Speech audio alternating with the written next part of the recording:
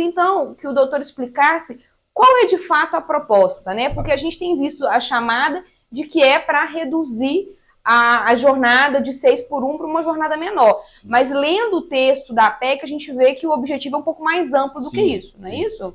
A PEC, ela está trazendo um texto, por quê? A redução da jornada de 44 para 36 horas semanais, ela está colocando uma limitação, né, de dias trabalhados, então, no máximo 4 dias por semana.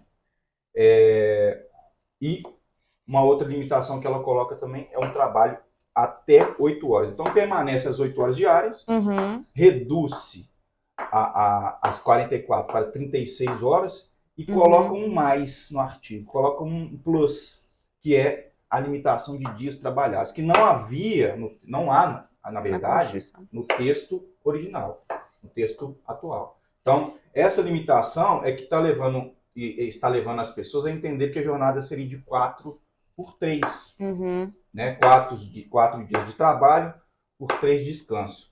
Mas pode ser assim, pode não ser assim. Uma outra curiosidade também do texto é que a gente verificou, né, que há um problema matemático ali, né?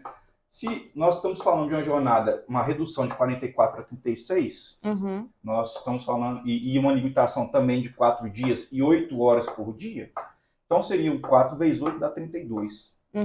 Então há um equívoco no texto que não vejo como sendo um problema muito grande, porque isso vai sofrer emenda, mas revela, de certa forma, um pouco de descuido, né, da proposição. É uma proposição muito boa, assim, sem colocar muita opinião. Isso é um assunto que tem que ser discutido, porque em 88 foi reduzido de 48 para 44, as relações de trabalho estão muito mais dinâmicas hoje em dia. E isso é um fato, há um adoecimento das pessoas pelo trabalho. No escritório, assim, só para te dar um dado, não é um dado estatístico, mas é uma percepção minha. No escritório, a gente tem todos os dias pessoas reclamando de burnout, pessoas falando que não estão conseguindo trabalhar por causa do volume de trabalho, né? Não sei se você passa isso. Eu, como advogado, às vezes sinto que o volume está muito grande. Não é uma questão de ser, é preguiça, você não quer trabalhar. Eu acho que a gente tem que equilibrar as coisas. Sim.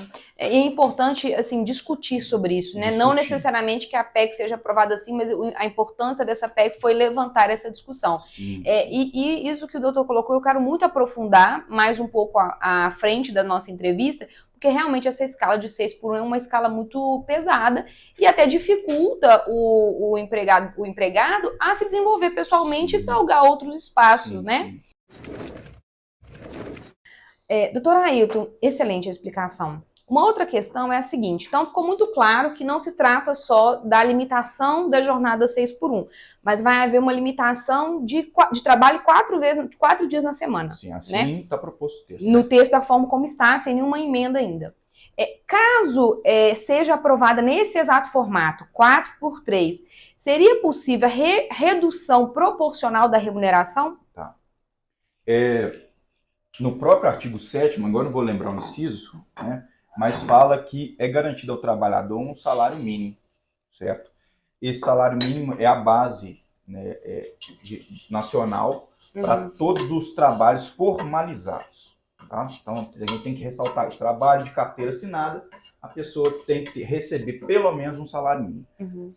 Existe uma discussão, já depois da reforma trabalhista de 2017, do salário mínimo proporcional, certo? Reduz-se a jornada de trabalho, paga o proporcional do salário mínimo. No entanto, o que eu vejo nessa PEC é uma redução sem a possibilidade, a redução da jornada, sem a possibilidade de reduzir o salário. Então, aquele salário mínimo que está ali na Constituição será para a jornada ordinária que passará a valer se a PEC for aprovada. Então, a mesma remuneração que hoje vale para 44 horas, ficaria para 36 horas. Então, ou seja, em outras palavras, houve até um aumento da remuneração. Houve um aumento da remuneração, em contrapartida houve um aumento do custo da hora, certo? E isso vai refletir para frente, a gente precisa entender melhor, precisa ser muito discutido, né? A sociedade tem que participar, certo? Os sindicatos, né? Principalmente os sindicatos das empresas, os empregadores, tem que estar presente nessa discussão no CCJ, porque é um assunto que vai atingir as empresas e os empregados e a sociedade como um todo, porque isso vai influenciar a economia, vai influenciar em outros setores da sociedade. Vamos pensar na aprovação da PEC. Seria possível manter essa jornada de 44 sem violar a legislação atual? Por exemplo, reduzindo para 5 dias, porque a PEC fala em 4. Mas vamos supor que o objetivo da PEC seja esvaziado lá no seu processo e ela fique simplesmente como limitação dessa jornada 6x1. Certo. Então, vamos pensar que poderia ter uma jornada 5x2. Certo. Seria possível a gente encaixar essas 44 horas semanais nessa jornada de 5x2? Sim, sim. Já acontece atualmente. Hoje nós temos setores, né, que não funcionam aos sábados, setores da administração pública, da administração e setores administrativos propriamente dito, não falando assim diretamente da administração pública, mas que eles fazem uma compensação. Então eles fazem um acordo individual hoje, não precisa nem de um acordo com o sindicato, não precisa de um acordo coletivo, nem uma convenção coletiva, um acordo individual com o empregado. No contrato de trabalho dele vai constar, tá? Olha, você vai trabalhar, ao invés de 8 horas diárias, que é o limite legal, você vai trabalhar 8 horas e 48 minutos todos os dias. E essas horas que vão completar as 44, de segunda a sexta, e você vai ter o sábado de folga. Né? O sábado que seria trabalhado, toda na folga. Então, um sistema de folgas compensatórias, que é parecido com um banco de horas, mas não é muito bem isso. Mas você faz a compensação da jornada na semana para folgar nos sábados. Tá? Mas com relação a essa PEC, eu penso o seguinte, colocaram ali um patamar para negociação. Acredito que nem as 36, nem as 44. Acredito que a gente vai chegar assim, num patamar de 40 horas semanais. Sim.